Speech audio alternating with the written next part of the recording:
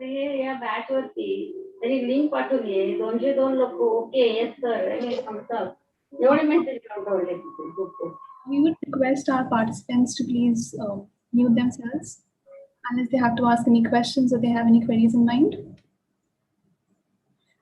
So good evening, everyone. Welcome to the 0 to 1 challenge. We'll start off with a video which will introduce you to the 0 to 1 challenge and provide more details about it. I'll share my screen.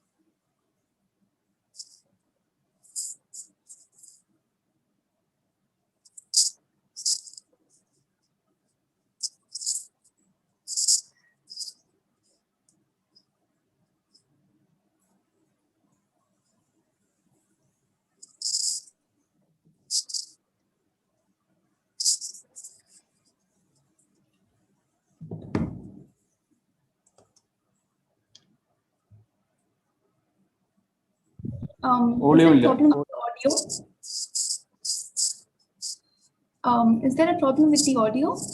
Yes, we cannot hear the audio. Okay, I'll do something.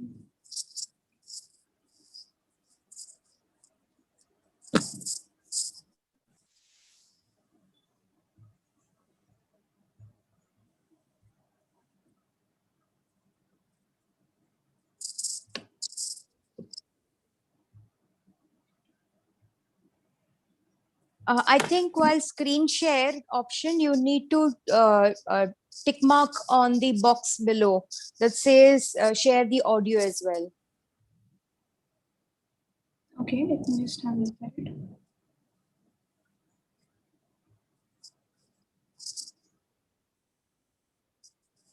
Could you see that box? Yeah, I got it.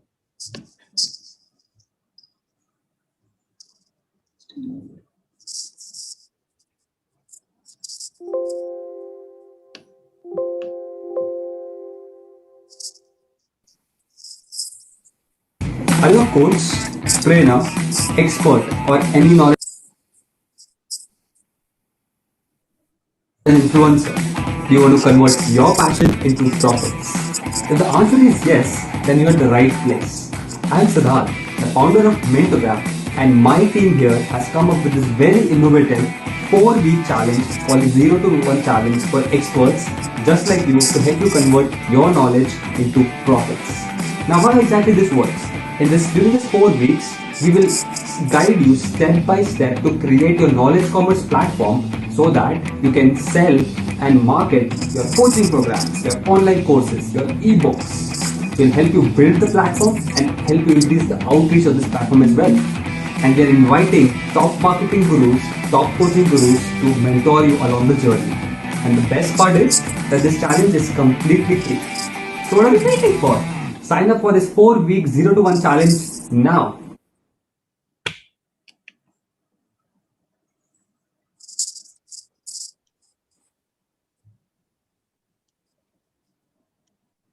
Could you guys hear the sound?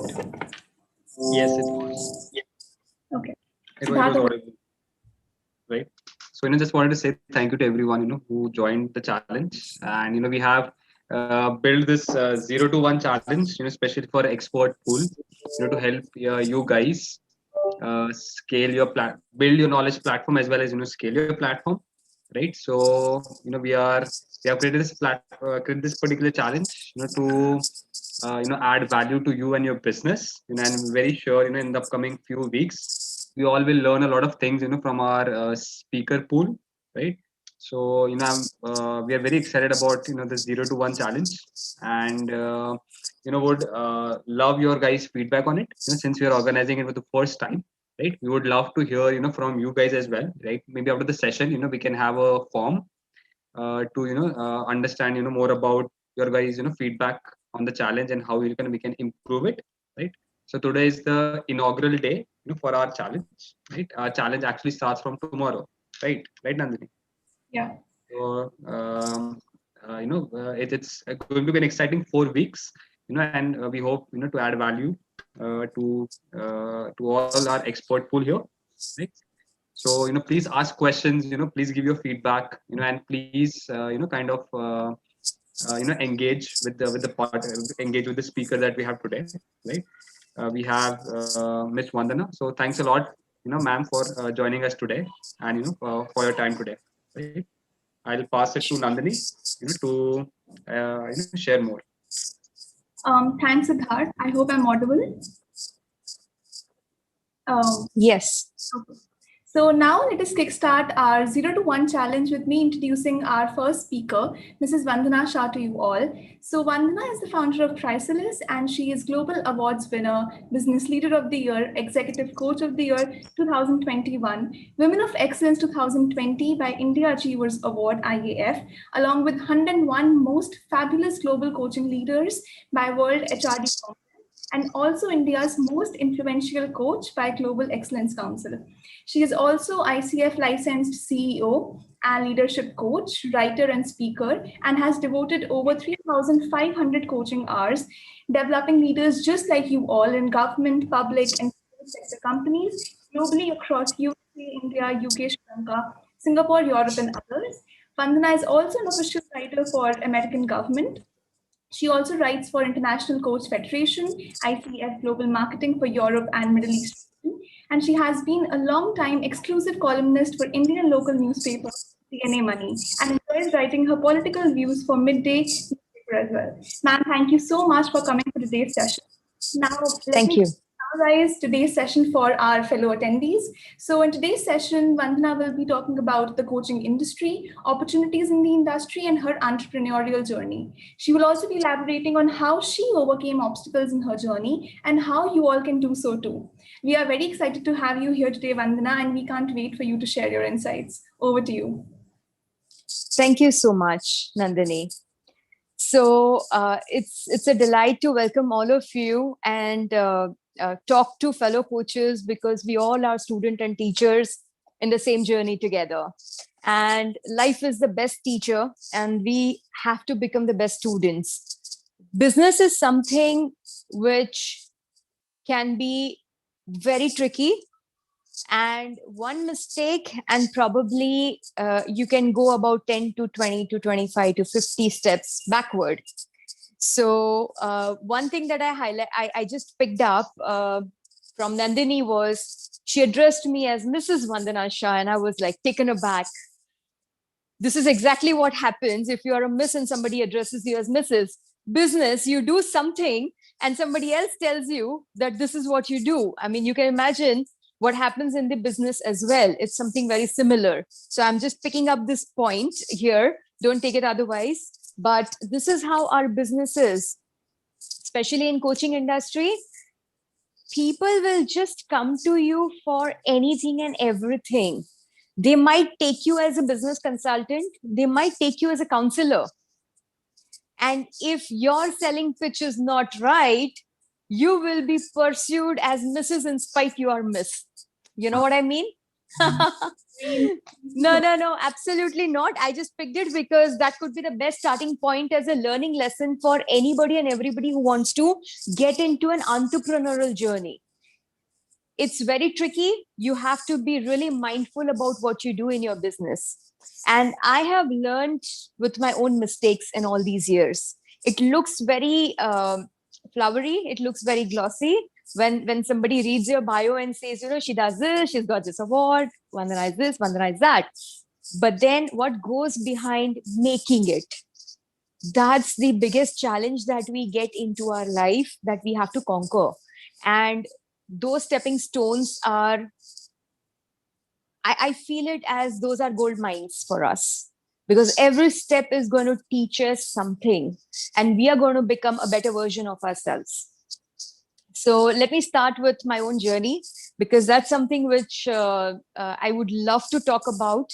And then probably we'll discuss about the coaching and what goes into it, how you can become the tech guru in your industry, how do you create a name or a fame, what is the secret or ingredients. And it's to be very honest, when we talk about secret and ingredients, it's very simple yet very difficult if you don't understand it with the timing. So we'll discuss about that, and then we'll pick up the questions and answers. Okay, does this sound good? Yeah, great. So I'm graduate fashion designer, gold medalist. Okay, that's my first degree I received, and I got into a job and I got in HR. After I realized that probably I studied something which I was not meant for. I didn't get the right mentorship at the right time of my education time. And now people have become really aware in today's time, where they really start planning for their kids what they like, what is the inclination, what will work for them, what will not work for them. Back 20 years back, maybe, I'm talking long back, not 20 years, but yes, around some years back, when I was in college, I didn't have that liberty. Those days, it was not so much in awareness for parents. So I realized I have done this mistake, and then I got into HR, and then I just succeeded in HR because probably I am a people's person, and that really worked for me. Then way back in 2012, I decided I'm just done with this corporate world, and I need to bring interesting flavor into Indian industry, Asian industry. Uh, Way back in 2012, Asia, Southeast Asia did not have a lot of coaches, qualified coaches. And when we talk about an executive coach or a CEO's coach or a leadership coach, these were probably jargons in Asian industry. We did not know much about it. HR did not know anything much. Probably they were hiring consultants and they were claimed as they are business coaches, or they are like, the leadership coaches and all. And then it all started evolving with time. And we realized, in my corporate stint, I realized that this is a greenfield project, and let's take it up as a challenge. So I quit my job. I get into from high flying job, get into like a single one man army. You start as a single person in coaching. You're entering the world where you don't know what's the future. No proven methodologies from the past. Nobody to mentor you or tell you this works and this doesn't work in your industry, in your territory, in your country.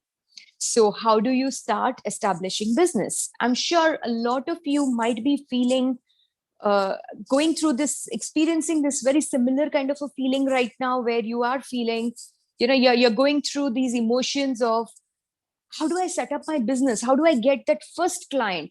How do I get that 10th client? How do I get that 100th client? How do I start scaling up my prices, my worth in the market?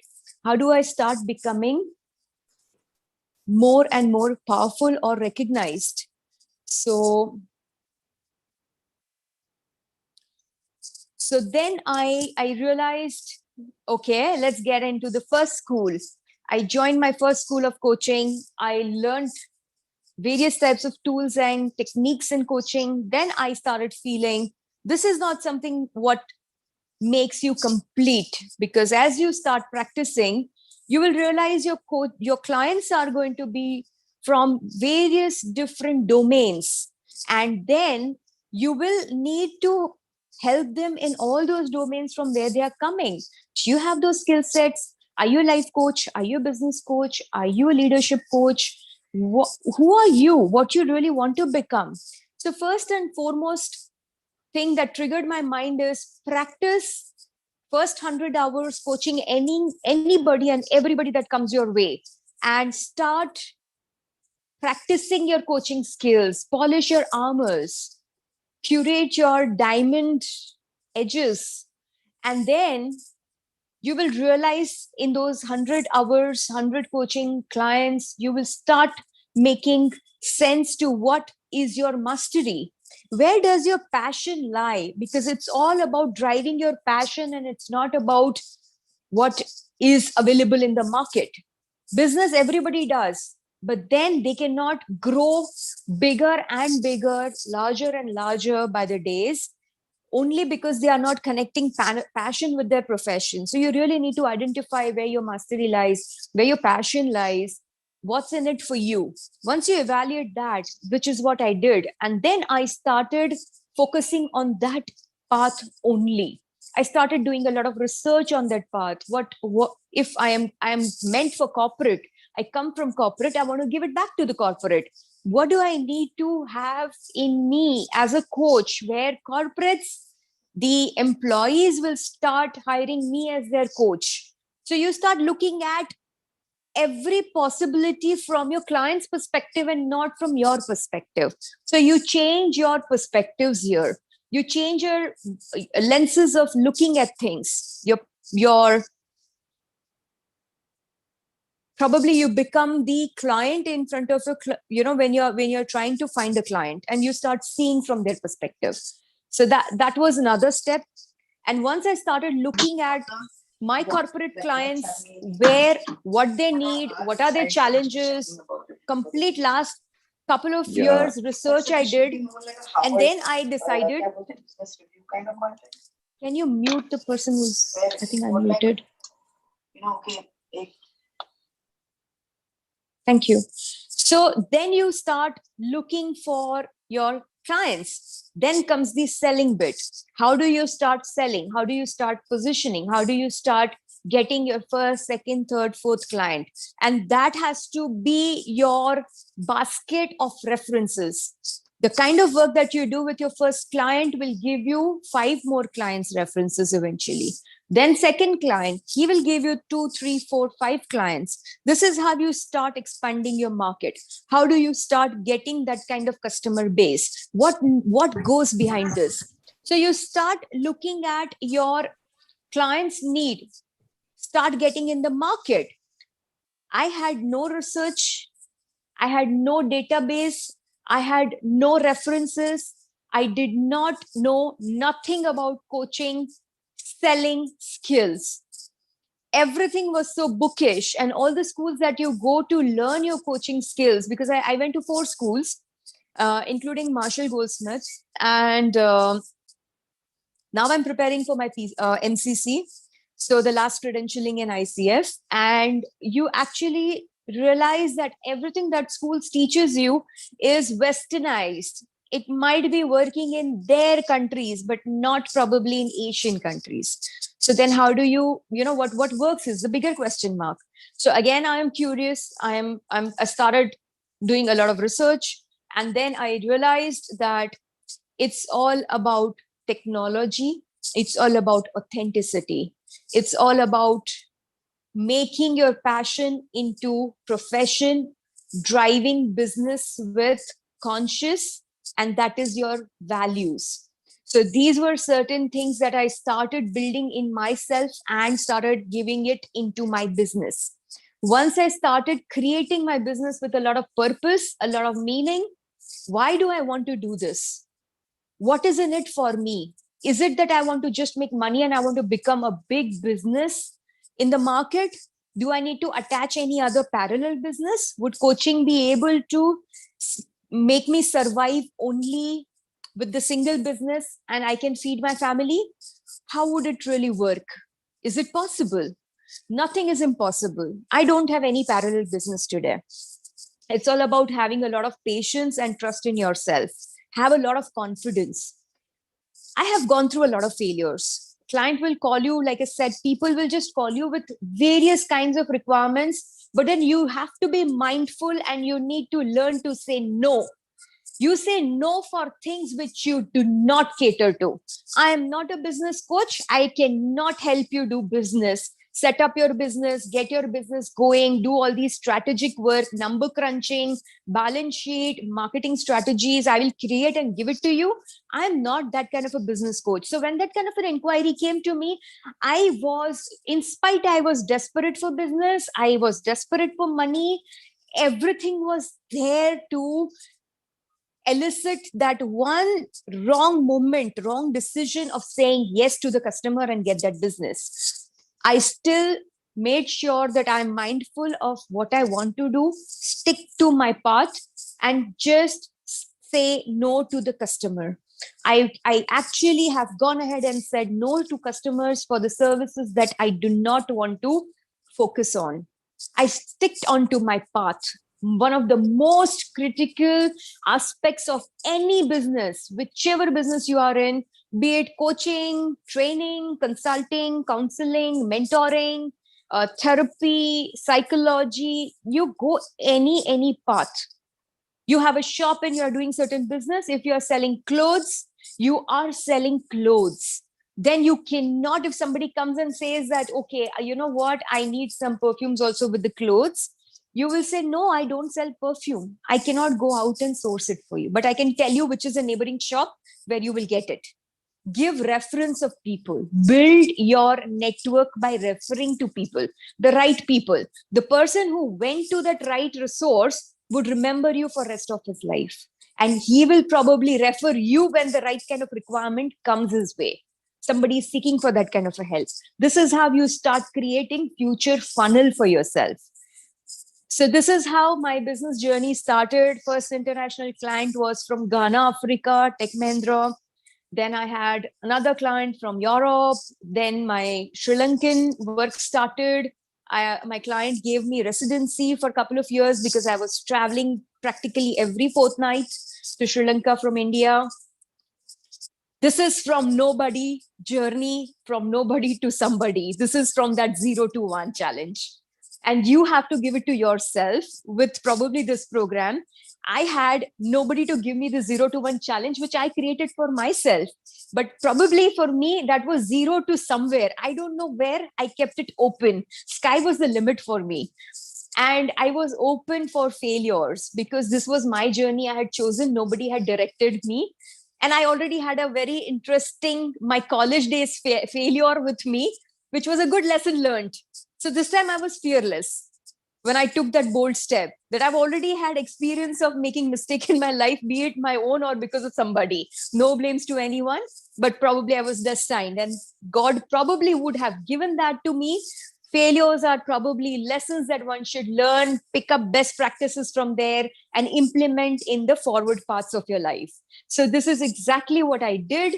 I kept practicing with my authenticity. Be real with your client. What you speak, what you walk, what you display to your client, what mindset you are in right now, what mindset I am in, you are able to pick up my energies right now, which means you can sensitize my emotions the way I am with you in this moment. This is coaching business. You have to be utmost clear with your conscious, with your values, with anything that you're dealing with, your personal life, be it stresses, challenges, relationships. Sort it out before you get into business. Don't bring it along with you in your business. This is one of the key aspects of your business in coaching specifically, because client will be one who will be attracted by your energies. And then if you find difficult clients and toxic people around you, you are attracting what is inside of you. So you have to start building yourself as who you are. You will start attracting who you are. It is like a mirror law of attraction that we practice into our lives. I worked on myself extensively, who I was, what was my behavior, my personality, my aggression. In entrepreneurship journey, you really need to be heavily flexible. You might be the most aggressive person in creating your business, team management, the kind of work that you do at the back end, your research, data creation, software, SEO work, all of that. But then when you come in front of your client, you pick up the phone when the inquiry comes.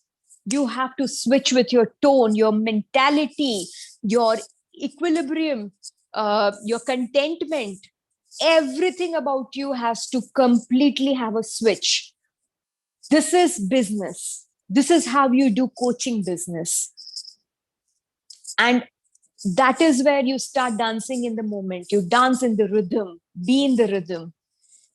And your client should hear that music which is inside of you and not the noise which is inside of you. And that's where you attract business. And you get right clients who will stick with you for years after years after years, because foundation of any coaching is trust. And when you are in rhythm with music, you are so much engaged and into it that you start building trust. You're okay to dance in that moment. If I play a music right now to you people, I'm sure if you like that music, it's not any noise to you. You will start creating those moments, dances, rhythms, all of that. And that moment is in sync with the time in that moment. That is what business, especially coaching business, is all about. Can you be before, during, and after the same who you are? Walk your values, talk your values, be your values. And that consistency will create that beautiful customer base for you in coaching. And then you start attracting what you're meant for. It could be the awards, it could be articles that you write, it could be the platforms that that you're called for. People want to listen to you, people want to be your followers, they want to read your articles, your content. They start seeing you and them in that same story. And that's where business happens. It could be your YouTube videos, it could be so many different things that you can do. So I started experimenting all of this, and first thing I did was hired as SEO for myself, same technology platform way back. Nobody was investing at those days. So I went against the odds. I am in the, I have my website, my business existence on the internet since January 2013, when nobody had it. And that is where I started creating my own space. I have hundreds of articles that I've written, and everything that I write is on my platform, third-party platform. Maybe I'm interviewed at, I don't know, host of places I'm there, and all over the internet around the world.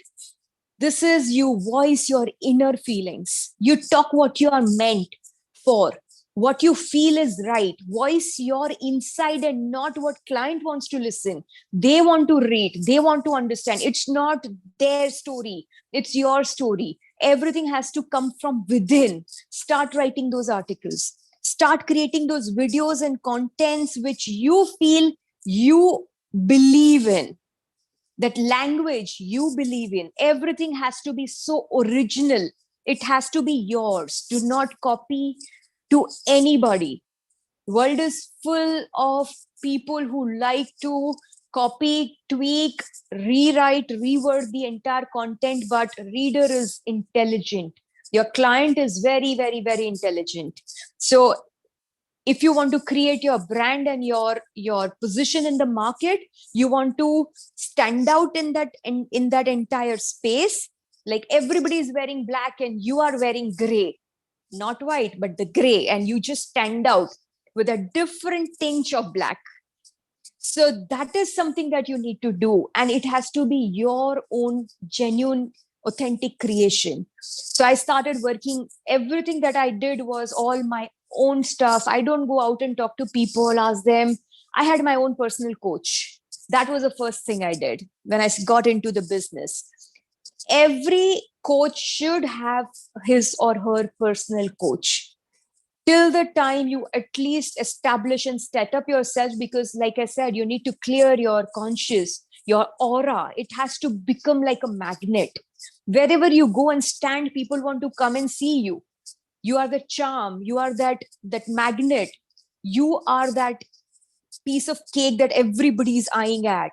And that's how you create your aura, not your existence external, but internal existence. And that's where you will start getting your first customer. You will attract the right person. Will you be able to stick with that customer and coach that person systematically, process by process, yes, your coach will help you to sail you through and create that version of yourself, which is that coach, that authenticity that is required.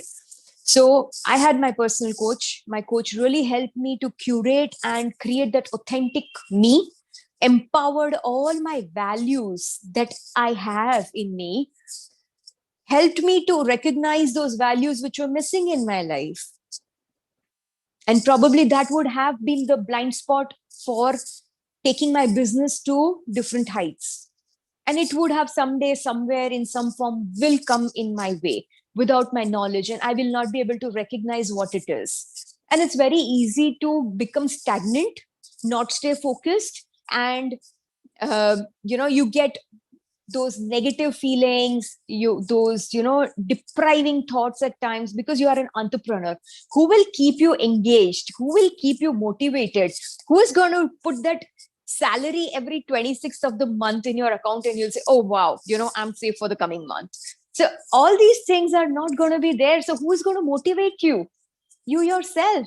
How will you stay charged? And when you are not in that mind frame, not in that mood, and suddenly you receive one call, which is your business inquiry, you don't even know what mindset you are in, because you are not prepared. You are all surrounded by negative thoughts. What will happen? Fear of future, fear of unknown, fear of success, fear of failure. I don't know what all fears will come and just hound you. And what will you do in that moment when your customer comes? Oops. Client is very intelligent. He will be able to pick up the energies in your voice, in your tone, in your pauses, in your language. We don't know how, but they will pick up. That's certain. And that's where probably you have the opportunity and you will say opportunity lost. It's just gone. So keeping all this in mind, have your personal coach for some time, set up your business, create yourself as that standing out, the gray, standing out coach in the lot of black. And then this is what I also did. I had my personal coach. I was going through a lot of personal life challenges. My father had developed cancer and we had a lot of challenges health-wise, no one to help and support. So there were a lot of things happening at the back end. And if in this situation, I'm talking to my customer and displaying those values, anxiety in my voice, and I really don't know what's going to happen in the last, at the back of my mind, it's just that story which is going on. Oh God, dad is not keeping well. Something is not right in the house. What if something will happen and I get this call? Or, there are hundreds of things. Is the medicine reached at home? Is he fed properly? What has happened? Did the doctor visit him or not? Is there enough food in the house? There are hundreds of things, I'm just taking some examples, but these are certain things. And it is one example. It could be your life would have some different challenges. Who doesn't have challenges? We all have problems in life, and that is okay because it's a part of our life. Do we let it empower our life, rule our life, dominate over us? Or we really have to start accepting it and make peace with it and make it a part of our life? It's there. Then probably that anxiety and those experiences or those unknown triggers will not be felt by your customers because you've accepted it, you've made peace with it, you're friends with it, it's a part of your life, you're walking parallel together. So all these things really helped me. And then I had all these technological, internet related, SEO hiring. We do a lot of marketing stuff. Coaching is all about pull mechanism. It's not push. You have to wait for that customer to feel that you are the right coach for him. Not you keep flooding messages, emailers, marketing mailers, all of those. Maybe at certain interval, you do certain things, which will be a soft selling, fine. Passive work, fine. But direct selling probably can be, that's not for our coaching business. That's a piece of advice for all these new entrepreneurs that I have. And then you start going to another level. Keep up to your licenses renewals with ICF, because ICF will keep recognizing you when you are doing work with corporates, governments. They do recognize ICF because it's world ruling body for coaches. It has a lot of meaning. It has value. It has worth. Go out, you tell anybody, I'm ICF coach, I'm ACC, I'm PCC. Take your licenses, take your badges. It's very important, because to get that one badge of PCC or the MCC that I'm working on, you really have to work on yourself and make it your way of being to clear that exam. It's not easy to get through those licenses. It takes a lot out of you. And that's where you make it as a habit. It becomes the morning you wake up with that practice, you start talking to people in that language, you're soft spoken, your listening skills become more powerful. You pick up emotions by only observing at people, or even just by listening on the phone, what they are dealing with there in their life, what's going on, what are those shifts and changes that they are displaying. And you can actually close business deals also by having those coaching kind of conversations with your prospective clients. Ask them questions, give them an experience, talk to them, understand where they are, what they are dealing with, what are those emotions. Sometimes what they speak, display those excitement, actually does not align with their body, their eyes, the breath. You pick up those. How do you practice? How do you learn? You learn that with your coaching schools. So when you do your PCC level, you actually start polishing your very strong listening skills, your presence, self-awareness, some key competence that you work on. And when you're at MCC, it is completely conversation based, no processes. And you are actually displaying those competencies, ethics and guidelines of ICF in that conversation mode. It's flawless conversation that just happens when your coaching is done. Person would not even know he's been coached. And that's how does one get to that level? Practice, do a lot of peer coaching. Because you take ICF membership, you stick with ICF, you can do a lot of peer coaching with different your peer coaches, fellow coaches from around the world. Pick up somebody from USA, from Canada. You will try and get into a different culture, different mindset, different language, tonality, and you will put a lot more effort and focus into putting your coaching practice there. And it will be good learning both ways. They will also learn from us, we will also learn from them. So it's a very good idea to keep your practicing on. And apart from that, continue studies, keep reading a lot of stuff, hire mentor coaches time and again, because every time we want to scale up to another level, we cannot, like Einstein said, you cannot solve problems from the same level you created. So if you have become stagnant at one level in your business now, you want to go to another level, you really need to have somebody with a newer perspective to pull you from the position that you are in right now, take you somewhere to another level. And for that, you definitely need a support. So who will understand better than we as coaches? So yes, this is another aspect. And a lot of funny stories where I have got a lot of rejections, and it has been the best lessons of my life, because I have made notes of things which I have done differently, and I could actually do differently. So what were the gaps? Come back, take best lessons. Was I aggressive? Did not I follow up? What was missing? Sometimes we get so much into our marketing, developing content, our technology, ourselves. We forget we need to stick with our customers and do follow up. Keep sending good motivational messages, try and have good engagement on social media, use good technology platforms, get good support system to do all of this. And most of all, it's your business and you have to display your values. You can take support of technology, backend, platforms, all of that, but content has to be yours. That is something which has to come from within. So my rejections, a lot of articles, stories you will read, my blogs, if you go on the website or wherever you can find, you will see everything is real stories. Everything that is spoken, written are real stories. Somewhere probably those will be my stories. Somewhere I have some of my customer stories name changed, and keep building those contents. And that really helps you, because when you are writing, when you are thinking, when you're making notes of your mistakes, you're actually creating those images in your mind. And that's the memory that gets stored in your body cells. And it will come into your conscious from subconscious or unconscious, where it is getting stored when you need it in the moment. And hence, writing can be the best practice for entrepreneurs. We feel we are the best computer brains, will remember everything.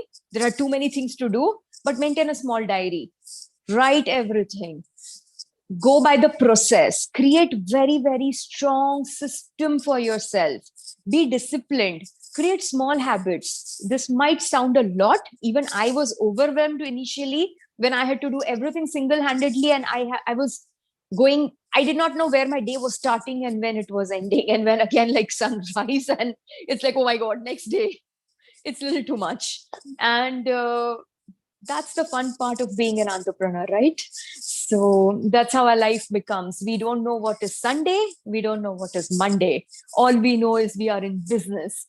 So that's how we are there, and as an entrepreneurs. And the journey is really, really beautiful, challenging, and it will be like a roller coaster ride. Don't expect it being so beautiful and everybody's waiting for you out there in the market, that, oh, you have started your business, I'm there, please come and coach me. I need coaching. Sorry. People have very high egos, and maybe some of you would have felt initially, who is she talking all these things? Okay, I know all of this. Okay, I know this bit, what she's saying. But when you actually go out and practice it in your real life, world is different. World is really, really, really different. Customer will come and tell you, let me think and come back, which means business lost. You need to check with your customer, what is the doubt you still have in your mind? Can I help you resolve that doubt? So you can make up your mind. It should not be very aggressive, but it has to be like you're concerned and you want to help that person. Is it what this is what you're feeling? And the person will actually come back and tell you immediately. He will rebuttal and he will say, no, not this. It is something what this I'm feeling right now. I don't know. Maybe I have these financial problems and I don't know if I can give you these installments. Can you do something about discounts? Because I don't know, market is so bad. It's COVID times, blah, blah, blah. And you will say, okay, so you know what is stopping them from making up their mind.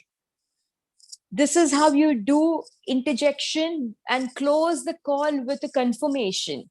Don't let lose your calls, because in coaching, you will get very few customers and you have to make sure those very few are your closures. They are your conversions. One more aspect I would talk about is about, even if the customer says no and they have gone, their phone book has 5,000 numbers. They are coming from somewhere. They would have maybe 5,000 numbers in their phone, and they know physically so many people. And if they have a good lasting impression about you, you have created that connect with that person, he will remember you, and when the requirement will come, he will refer you to somebody. This is about building relationship and lasting impression. So these are certain softer aspects that one really needs to have while creating funnel. These funnel, you cannot keep it in your Excel sheet. You don't know from there what kind of business you will get. But suddenly you will see from the third year, fourth year, fifth year onwards, all these people who you have kept networking, talking to, build that connect, build that relationship, they will just give you business like this. They will give you references. You wouldn't even know from where, which person, what business you are just getting. And you will actually feel, oh, I've done so much work on the internet. My SEO is doing fantastic. I'm getting a lot of inquiries. But actually, you're getting a lot of business from these people who have referred you. They have researched you on the internet, on the technology. Your website has to be completely smooth sailing, what do you call, the technology savvy, the user friendly, smooth, objective driven. Person should really enjoy with the colors, contrast, fonts. It should be just smooth, like those what is it, soft velvety cake kind of a thing. So that's the feel one should get in that uh, in that website. And they start enjoying it, and when they start enjoying it, they read good stuff about you, they will pick up the phone and talk to you. So technology plays a major part into your life.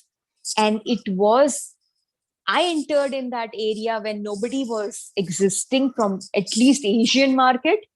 And then I am there today, and I don't know from where, how, what inquiries and businesses do I get. No idea. But then I know it for certain. I'm getting business from around the world with my relationship that I've built, even with the customers who did not give me business. I did not have closures, but I ensured I had very, very good lasting impact on that customer, even with that 5-minute, 10-minute conversation I had. Because that was the only opportunity I had to make it or break it. So that's from my end. This is my journey. This is how the coaching business happens. This is how we, as coaches, have to keep being in that firefight, be in that moment with full of energy, with that pace, authenticity, full of values. And yes, I forgot to mention one very interesting, important aspect. One must do some assessments, licensing, because assessments are very, very important. You might require to understand your customers as is state with data. If your client is with high ego, he may be wanting to have change, but he will be in a denial state to accept what is reality. So when you have certain assessments that you put your customers to, they will have data which they will feel, yes, probably this is the reality of me today, and I really need to work on these areas. It could be behaviors, it could be their skills, competence, values, people skills. There are different types of assessments available in the market. So you should have those as well with you. Try and get your licensing on some of them. Probably that will be a good added advantage with coaching as a mixed flavor. Yeah. Thank you. I don't want to bore you anymore. Absolutely not. Thank you so much, Vandana, for sharing all the insights. Now we will give our participants a few minutes to ponder on what they would like to ask you. And Sure. if you have any questions, please feel free to unmute yourself and ask, or you can type your question in the chat as well.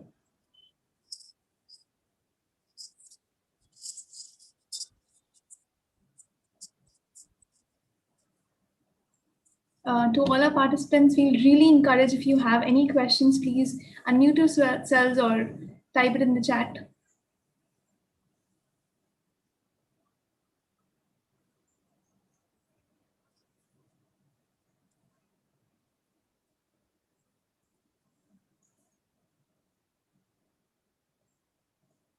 Okay, so before anyone, I think, Kala, do you want to ask the question?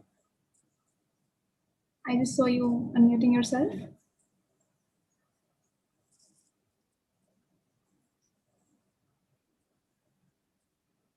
All right, not a problem. So before anyone asks a question, I also have a question in mind. I'm not a coach or a trainer or expert.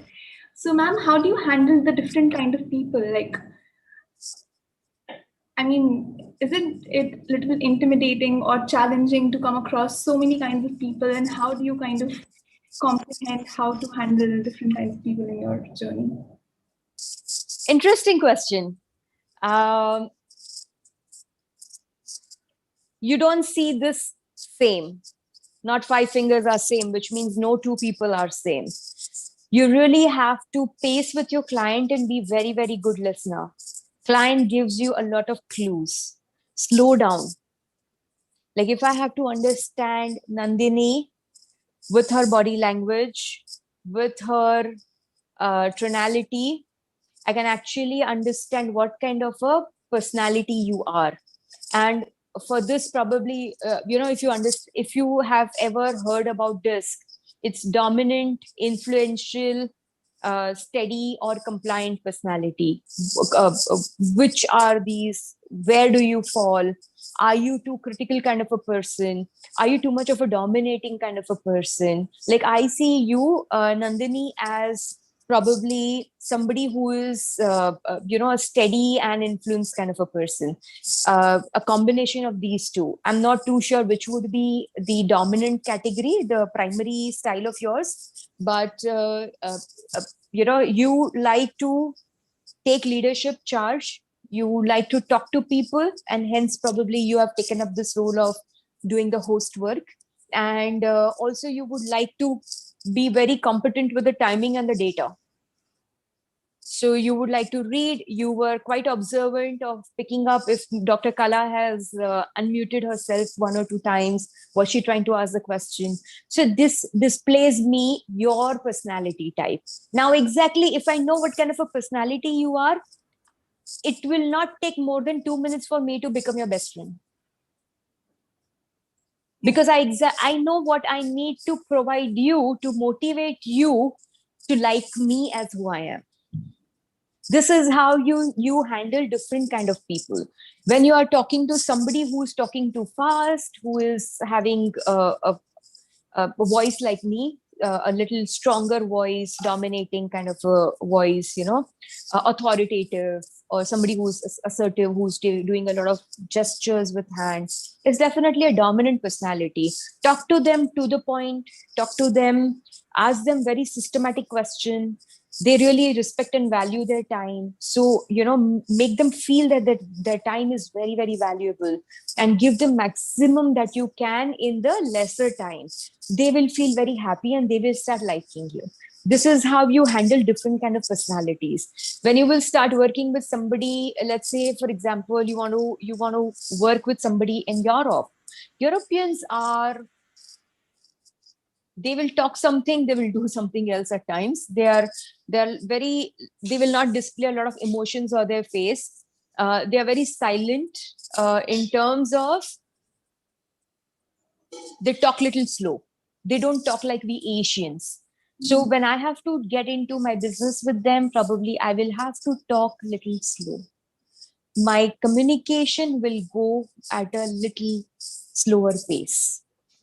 I'll have to change a little bit of my accent and tonality for them to understand my communication and make them feel comfortable.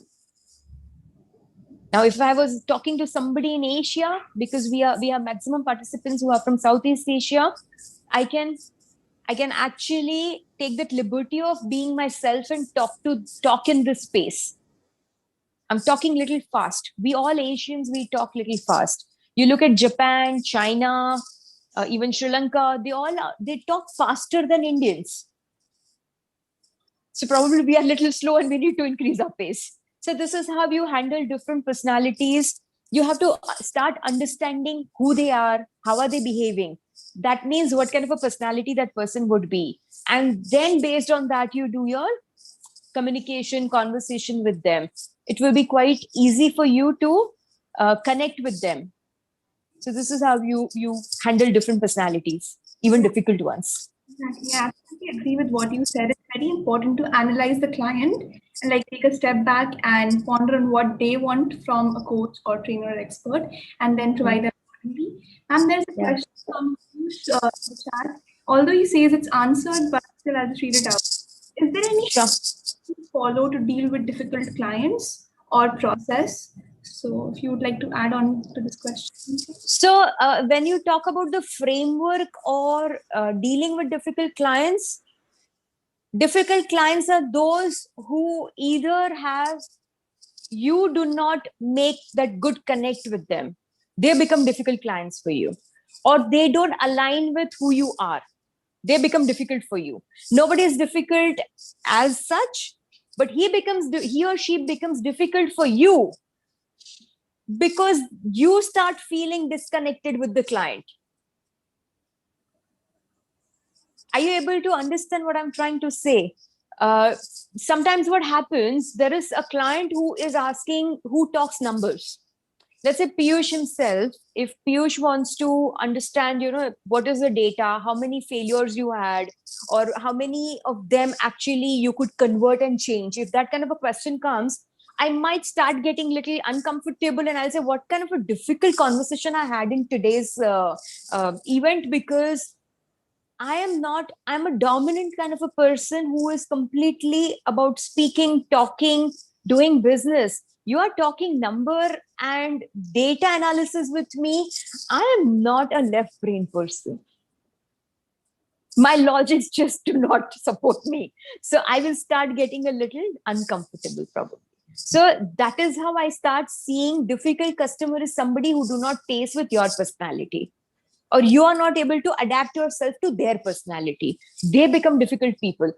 Many a times it so happens we live in a society, or probably in our college, or even in your where you did your coaching, your batch. Were you friends with everybody? Were you best friends with everybody? You would have one or two people you would not like them so much. You will like them but not like them so much. You would be just transactional with them. Why? Because your personality do not align with their personality. There's a clash. There's a mismatch. So this is where we start seeing difficult clients, or we start seeing people who are difficult in front of us, people who do not listen to us, people who do not follow our instructions, and we start getting uncomfortable. But probably we need to change our style based on that person, because it's our need, not their need. We are servicing them. Understand what's your purpose. Why are you servicing that client? Only money? Then it is okay. Let it just happen the way it is. You're getting your money, you do your transaction, have transactional relationship. But if you have another purpose attached to it, which is your own purpose of giving back to the society, giving more than your customer's requirement or expectation, because coaches are selfless. So if you are that selfless person, you are that altruistic servant leadership kind of a personality, which is typically what coaches are. And that is where you start feeling uncomfortable, because you want to service the customer, but customer is not ready to take it. Change yourself, take a step back, tweak, and see how the game changes. Absolutely. I hope, Piyush, your question is answered. We have another question in the chat from Grace, and she asked, may I ask how you motivate and encourage yourself when you encounter very tough times? Absolutely. We all would like to know that. That's something which I think what drives us and motivates us is our life's purpose. What is your period purpose? Identify that. What is your life purpose? Identify that. And you will be always motivated, irrespective of what is happening, why is it happening, getting into all those challenges, why me, all those blame games, going to your lower self. It just doesn't help. It's about getting sympathy and nothing beyond that. And people don't like weak people. Would you like me cribbing right now when I would have told you another like 10-15 minutes my stories and crying, weeping and telling you, oh, this happened, that happened, this was a challenge, this is the bad thing, this is good thing, this is something like this. I didn't like these people. This is what the customer did with me. What am I trying to do? Massaging my own ego, going back in the past and talking those experiences which are probably painful, rise above, forget about it, forget people, even forgive people, forgive the situation, forgive your environment. You will see, you will be in detached compassion with everything, and that is your motivation. Self-love is the biggest motivator of in life. No matter who you are, how you are, you're fat, you are thin, you are probably some CEO, you got 10 awards, you just did not get anything, you do flawless business, you're just not doing business, just doesn't matter. When you love yourself, others will start loving you. Period. Love is the best healer in life. Can't agree more. We have another question from Piyush. And he asks, credentials versus value versus niche. What's your take? Uh, can I just do business on values without credential? Who will hire me? Would you hire me, Piyush? Yes or no? You will not hire me. Like I said, people do ask, are you ICF, ACC, PCC? We don't hire below PCC. Okay, so then are you PCC? Credential is important. Now, absolutely, your offering has to be values based. It has to be, your niche will automatically shine out in your personality when you are operating from your core, which is your value. My value is commitment. My value is discipline. My value is bias. And when I do my business, I talk to anybody. When I had interactions with Nidhi or I had with their team, they would have probably felt some values. I would like to ask them, what was their feeling? Did they feel any kind of no, let me not give close-ended question. What was the feeling? Let's have open-ended question. Probably they will share those details with you. You have to operate with your values, your core, your niche just comes out naturally. Credentials are probably the backings that you have. It's important for sure. I hope your question is answered, Piyush. There is another question from Grace, and she wants to ask that how to differentiate opportunities and pick out the right opportunities in your life. How to differentiate opportunities and pick out the right opportunities in life. I think she means how do you differentiate between which one to choose and which one to just let go? Yes. So the best part is you have opportunity A, opportunity B. And out of these two opportunities, you are a coach. You should be able to, Grace, you should be able to ask this question to yourself. Do self-coaching. Practice this as self-coach. Ask yourself, what's in it for me? What is meant for me in this option A and option B? What if I let go of option A? What if I let go of option B? What might work for me if I can take both of them parallel? What if I let go of both of them? Is there something which is awaiting bigger for me? And how would my world change when I make this decision? How important it is to make decision between the two. You will get your answers. Do SWOT analysis. What is like workable for you in option A? What is workable for you in option B? This happens many a times being an entrepreneur into our businesses also. When I have to choose, do I this month want to do YouTube video or I want to do the article? Do I write for my own website or I go for the third party platform? Because my time is limited. Now I have to pick up, where does the future lie? Where will I get more audience? Where will I get more recognition? Where I might get more inquiries for my business, or where I can connect with people at a larger scale. Now, what is my purpose? Do I want connection with people or I want business conversion opportunities?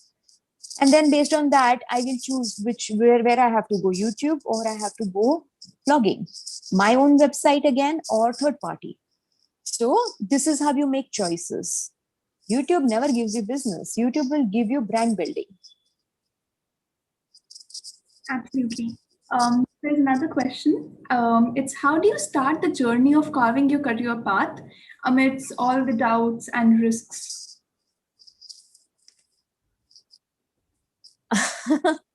It's different for different people. I mean, you can just And share your experience. Like, how did you? I started my journey, like I said, I just one day decided I was heading HR for a multinational, and I just decided quit. I quit was my resignation, and the just 2 words, and I just gave up. And I said, okay, like, my purpose is completely different in life now, and I have to start looking at what do I really want. Can I survive for next 3, 4, 5 years? Because that time it was an unknown territory. We didn't have any data which would say, yes, people have succeeded, they could make their living out of coaching. Is it workable or not? It's what goes behind this, how much of investment, how much time. We don't know nothing. People actually have become trainers or business consultants parallel to coaching, because many people fail to become coaches alone. But then you have to be really mindful. If you pick up any parallel business, which is your core business, primary business, running your family, you're getting money out of it, like 60, 70, 80% financial requirement is getting fulfilled from there. Coaching takes a backseat and you land up becoming counselor. You forget your coach practice. Coach presence is forgotten and it is compromised. So you have to be really mindful of curating your career in such a way that you're able to fulfill your financial needs. You don't get into any future trouble. You need to have a lot of patience. It demands a lot out of you. There would be maybe a year when you will get zero business. Can you really still keep up to your commitment that yes, it's okay, this year I did not make it, I will turn the table, I learn from my mistake, what I did, what I did not do, what went right, what went wrong. Do that self analysis.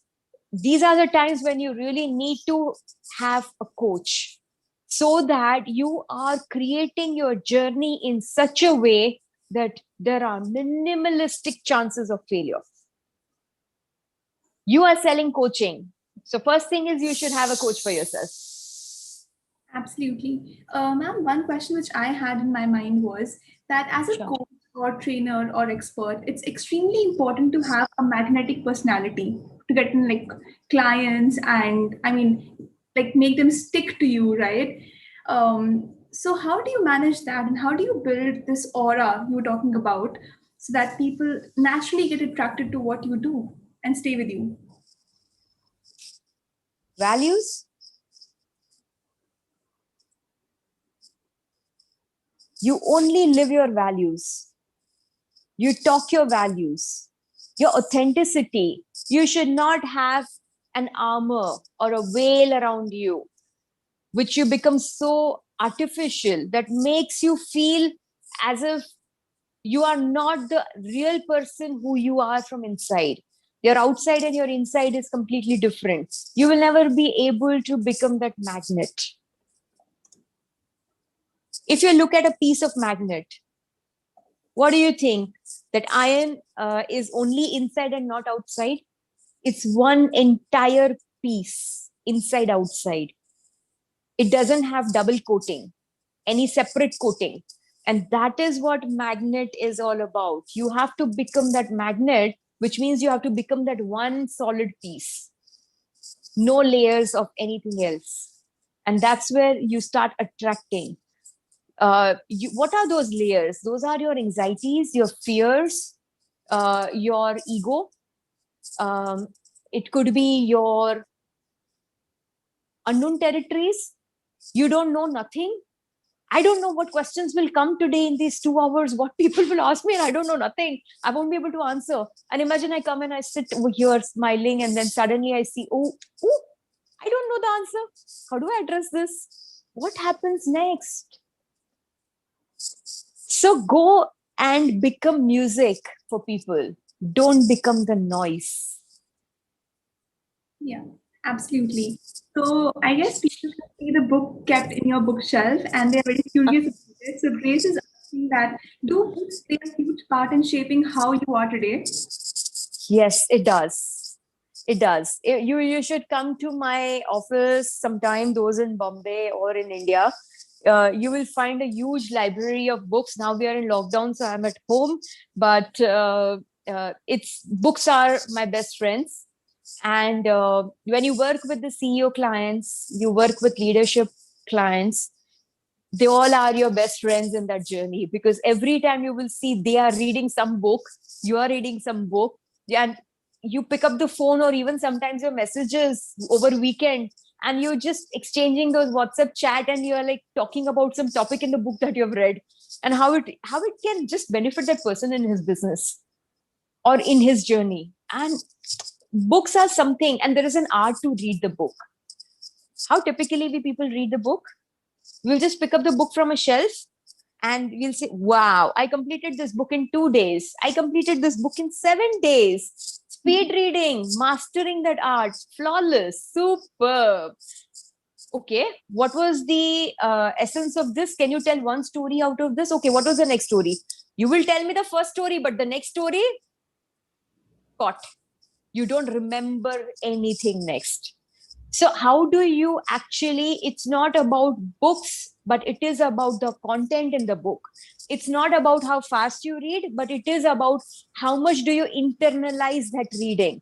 It is not about how many days did you complete to read it. It is about how much you could actually make it inside of you, which is a part of your life.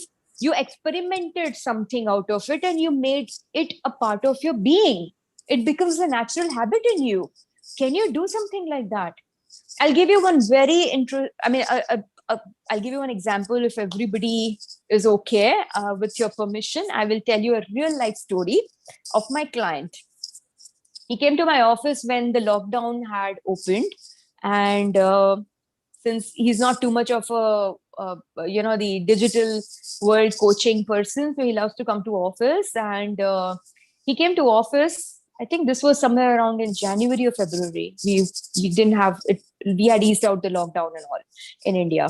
So this was somewhere around January, February. He saw one book in the shelf. The book is called as Atomic Habit. I don't know how many of you have read this book. Okay, so, and one must read this book. It will change your life, especially for entrepreneurs. It's a blessing. He saw this book. Now he is one of those global directors in some petroleum company. He's heading some 23 countries. So he came to office. He saw this book. I was on a call. He took my permission just by doing this little thing, and he said, "Can I just touch this?" I said, "Yeah, no problem. Take it." I'm on my call and I'm just finishing my work on my desk. And he's sitting at our coaching area. He's waiting for me. He picked up that book. He took the picture. He ordered this book after, I think, about a month or so. He started reading this book. And one day, suddenly, he messages me on a Saturday evening and he says that you're the first person I'm sharing this small writing with you.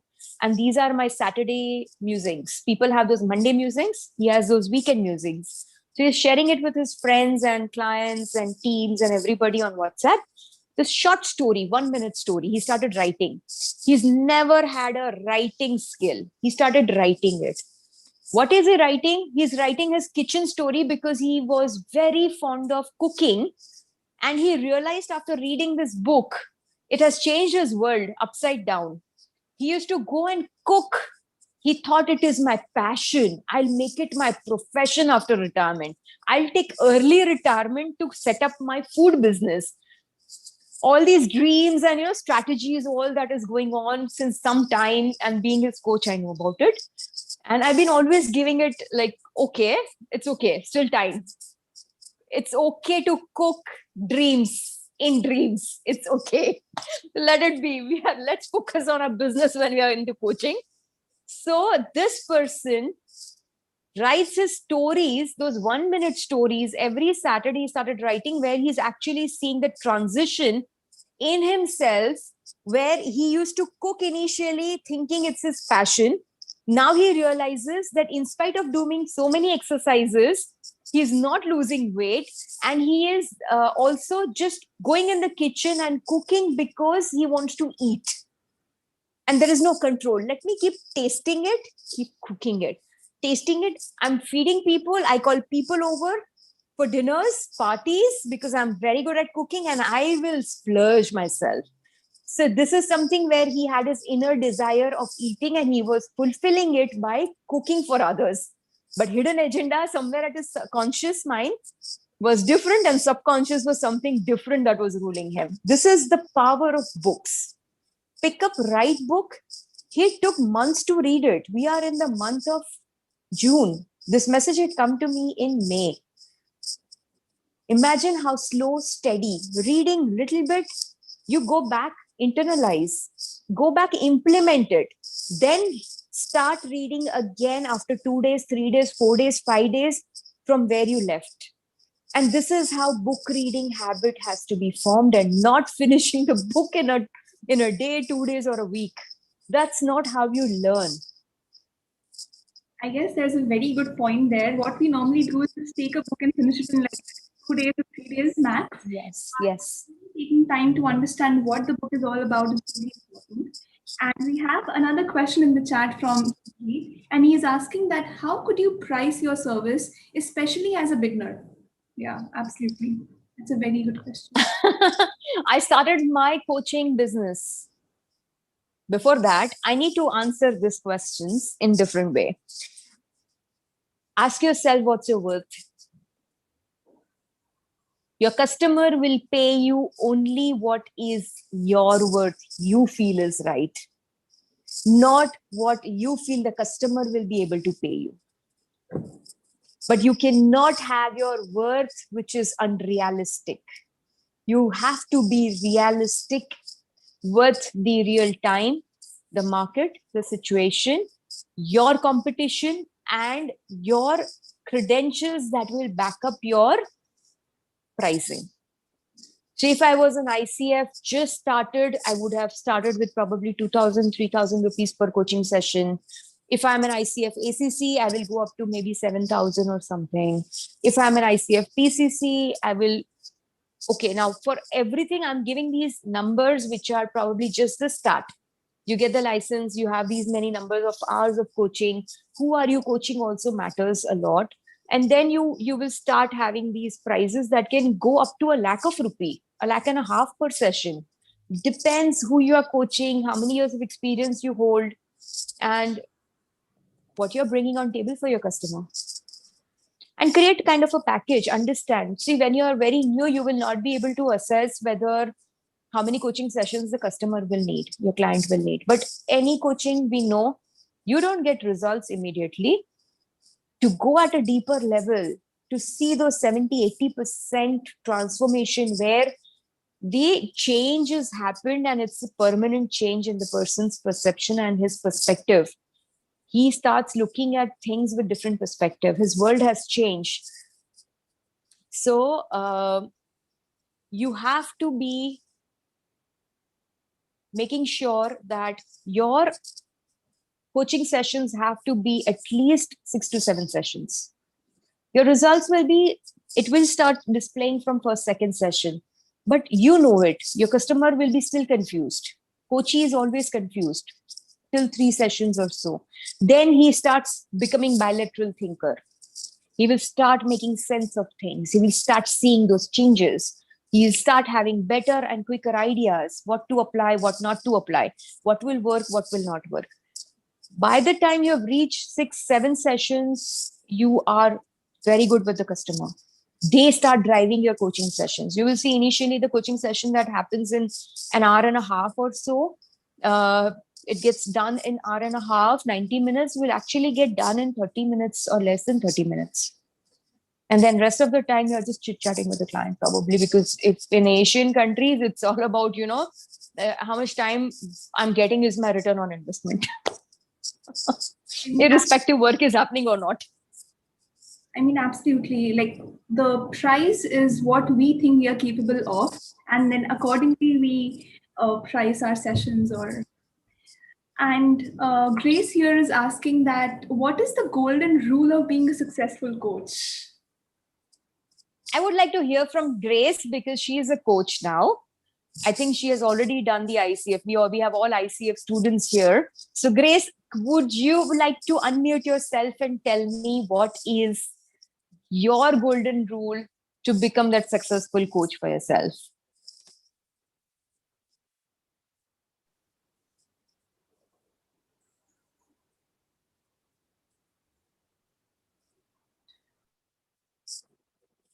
Anybody would like to answer Grace's question?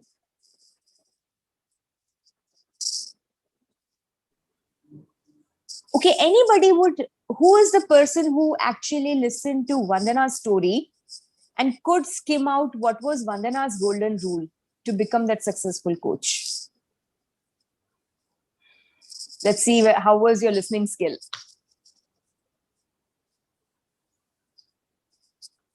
To all our participants, the question is open. So please unmute yourself. Type it. I also get a liberty to ask one question, no, because I'm answering all this while. And Grace, if you would like to unmute yourself and ask Vandana more about the question you've asked or answer it, then please feel free to unmute yourself.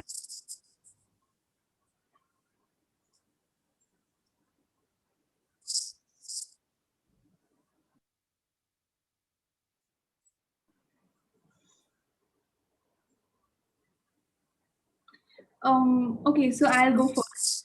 So one Okay. thing is that you are very committed to what you are doing and you are very sure of the purpose you have in life. Because ultimately, if we have a purpose in life, we get back to our things, no matter what happens, and we might rest, but we don't quit. So I guess commitment and purpose is, and of course, believe in ourselves that we have the ability and we can do it.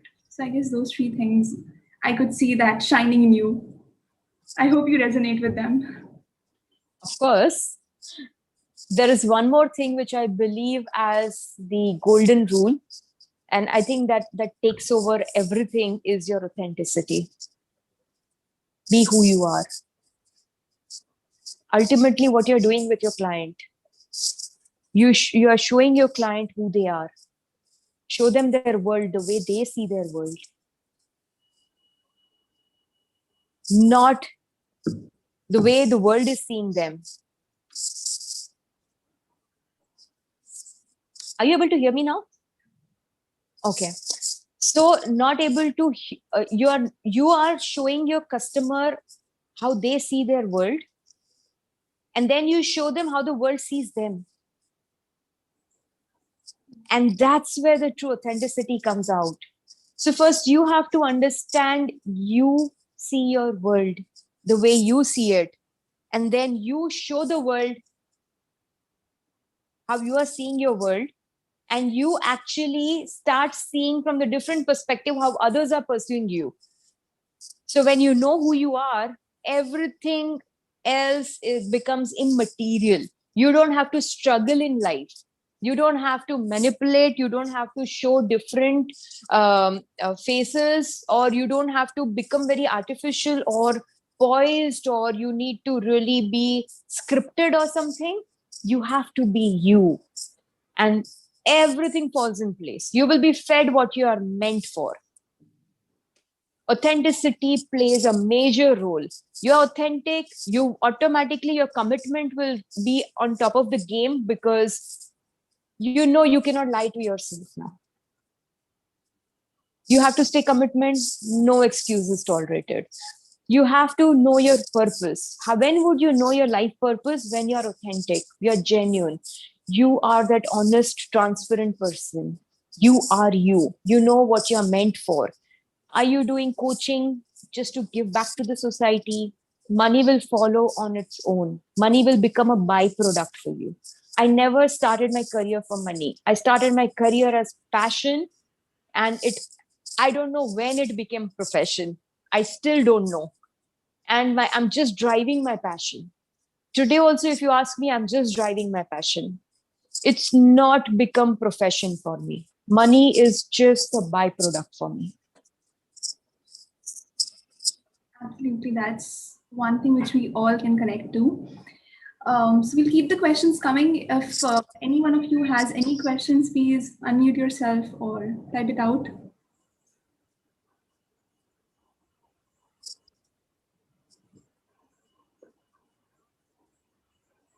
And Grace, I hope your question was answered.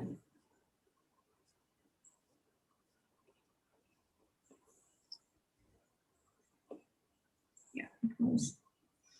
One thing I would like to tell Grace, this is something which is an opportunity lost.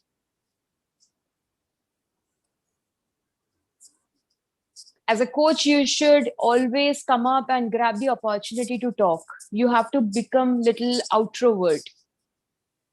You have to start talking to the world, start engaging yourself with unknown people, because you don't know who needs coaching. You don't know what people are dealing with in their lives.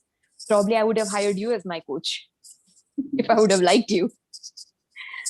So you were talking about the coach you had in the initial few years of your life. So you still have a personal coach, or now, I mean, No, for honestly, initial years, yes, it is mandatory what I believed in. And one must, when you're setting up your business, you should have a coach, a good coach. And interim in between. So all these last 9 years, I had a coach 3 times. I fall back on the same coach. I go back to my coach, because once a coach is a coach for the rest of your life, they are your Pandora box. So they know you so well, and you know you can start where you left the last time.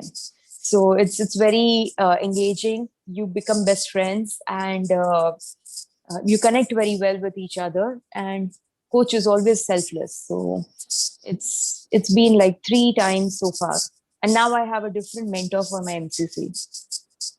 Yeah. So really curious to know, like, since you also have so much of insight and so much of knowledge about coaching and sports and training, so what are the things you ask your coach, or what are those discussion topics which you have when you're talking to your coach? It depends what's holding me in that moment. That would be something that I will deal with, right? So let's say if today somebody will ask me what I want in my coaching, probably there's not much. I'm able to handle it myself with my self coaching. And we coaches should definitely practice self coaching. We should do that. It's something which is a part of us. You have some bigger pieces happening. You want to take your business to another level. You want to you start feeling you're stuck. You are not able to find ways. You are in dilemmas. What will work? What will not work for you? It could be personal, professional. Coach is a coach. Will sail you through. It's like anything which you are troubled with, or anything in mind, you can just discuss, right, with your. Absolutely, absolutely, absolutely. So, any more questions? Grace is saying she truly enjoyed the discussion. Absolutely. Thank you. So, like, before anyone asks the question, sorry to bother you so many times, but just I was curious to know, what are those 5 qualities you feel are very important and that every coach should have? Those 5 golden points. You already said 3 of them we already discussed, which is commitment, authenticity, knowledge. Mhm. Keep reading, keep studying, be curious always. Never get into a zone where you feel I know it all. That can be a dangerous place to be in. It can create hurdles in your progress. And start identifying personalities, start adapting to situations, learn to become more and more flexible. These are some golden rules to be very, very good coach. Agreed. And like I said, there's one very interesting aspect which I always practice being an ontological coach, and I practice with my clients as well. It's about creating that rhythm inside. Start listening to your inner voice. What is it telling you? What is your gut telling you? What is your intuition telling you? What is your logic telling you? What is your heart telling you? And is it in sync with your mind? The things that you are doing in the moment, are those appropriate things, or is this what you want? Very important. Otherwise, this music will start turning into noise inside, and the outcomes will not be happy, good, healthy, desirous. Period. And then you know what happens after that. I need not voice it. So it's very important. Be really mindful of what you're doing. Is it really worth what you're doing? Is it okay to do it? Are you happy doing it? Are you enjoying what you're doing? Those moments of self actualization are very, very important. And one can always do these practices with meditation, reading, keeping up with a lot of new knowledge. Like I said, reading this book and implementing them. I would not pick up books more than maybe 5 or 6 books in a year. And all that I have, my collection is of last so many years, like I don't even remember. So just 5 or 6 books. That's it. Absolutely. So Grace is asking in the chat, may I clarify what is self-coaching? Please clarify. I guess she wants your... My clarification, okay. The way you coach your customer is the same way you will be coaching yourself. You become your own coach. I'm sure your school would have taught you how to do self-coaching. You have to pick up your burning challenge, or the question that you have in your mind, which is bothering you. It could be a stressor, challenge, issue, goal that you want to work on. It could be like one of the questions we had, which option to pick up, right? I have option A and option B. So just pick up any one question around that challenge and start asking that systematic question to yourself and answer those questions. And based on that, ask the next question to yourself and get your own answers. Be your own coach. That is self coaching. The same practice you implement on others is the same practice you replicate on yourself, which is other you inside of you. I hope I'm able to answer your question properly.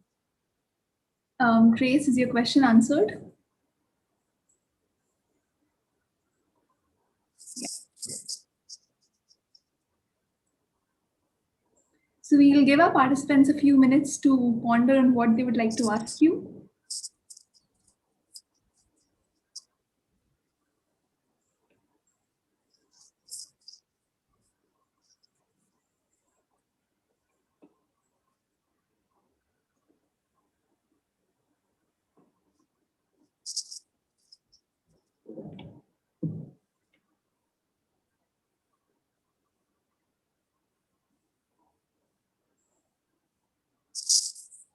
Or in case you don't have a question, but you just want to share something, share an incident or your experience in coaching, please feel free to unmute yourself or type it out maybe.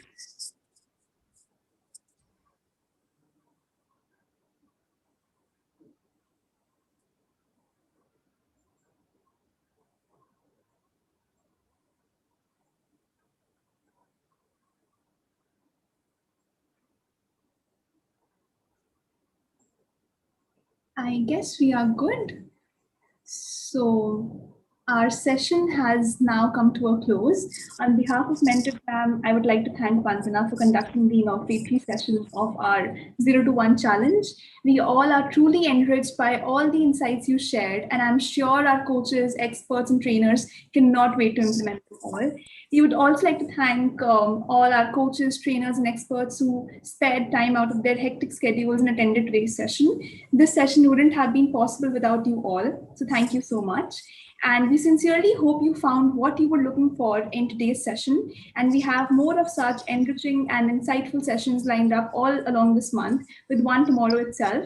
So please join us tomorrow as well at 7 p.m. Indian time to hear from Rajal Chattopadhyay, our second speaker for the challenge, talk about strategic marketing and sales positioning. Until then, please follow Vandana on LinkedIn, Instagram, YouTube, and Facebook. Also, don't forget to connect with Mentorgram on Instagram, LinkedIn, and Facebook. And please share about Mentorgram with your colleagues, friends, and acquaintances, and help us build a platform to support people just like you reach their milestones. So thank you so much again to all of you for attending today's session. Thank you. Thank you so much, ma'am. And thank you all for being good audiences and asking such interesting questions. You made me relive my last 9 years, I should say. Thank you. Thank you so much, ma'am. And thank you all the participants. Good night. And Good night.